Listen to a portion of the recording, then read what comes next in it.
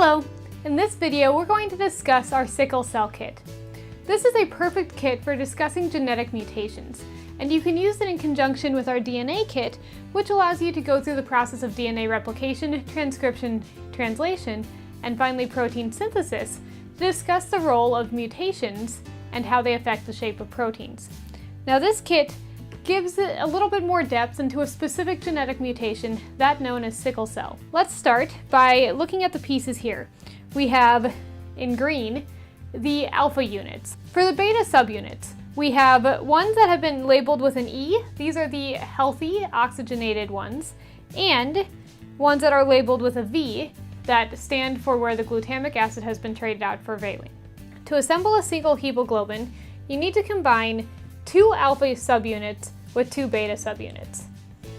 For a healthy cell, use 2 both healthy ones.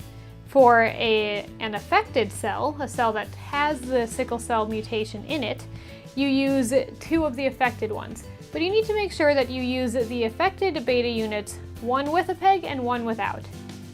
Line them up in quads as I've done here.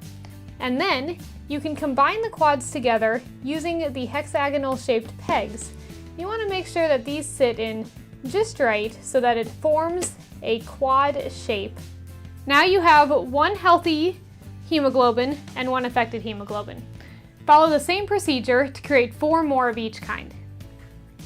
Once you've done that, you can put your 5 healthy hemoglobin in a sandwich-sized Ziploc bag. This bag represents a red blood cell. Seal the bag. As you can see, all 5 hemoglobin fit and move around freely within the bag, just like they would in a healthy red blood cell. For the affected hemoglobin, you want to form them into a chain. So what you do is line them up where the pegs line up with the opposite corners to create a chain like this. And then you simply insert the peg of 1 affected beta unit into the opening on the other. Make sure that you're inserting the peg into the subunit that does not have a peg itself.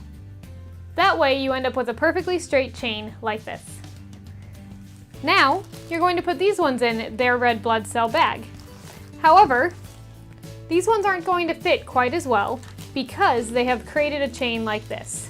Notice that it actually starts bending and forcing the bag into a crescent shape, just the way that these chains of hemoglobin do in the human body. So students can actually look and see that this is causing the cell to start to deform or sickle, whereas in a healthy body, the cell maintains its original shape. This kit also allows you to showcase what a carrier would look like, so someone who carries the gene but is not affected by it. To create that kind, disassemble what you've created or print another set, and then combine some of the pieces from each. So a carrier individual has 1 affected subunit, but 1 subunit that is unaffected. So it will have 1 of each of our beta units. To assemble this, make sure that you're combining a healthy beta with the affected beta that has a peg on it. Repeat the process until you have 5. In a carrier individual, because of the deformed subunits, you can actually start getting clumps of the hemoglobin. So you can replicate that using the built-in peg openings on the back of the affected subunits that have the pegs. So this will allow you to create small segments like this, which will still go in a sandwich bag without any issue and will close. So you can see how it doesn't affect the carrier individual themselves.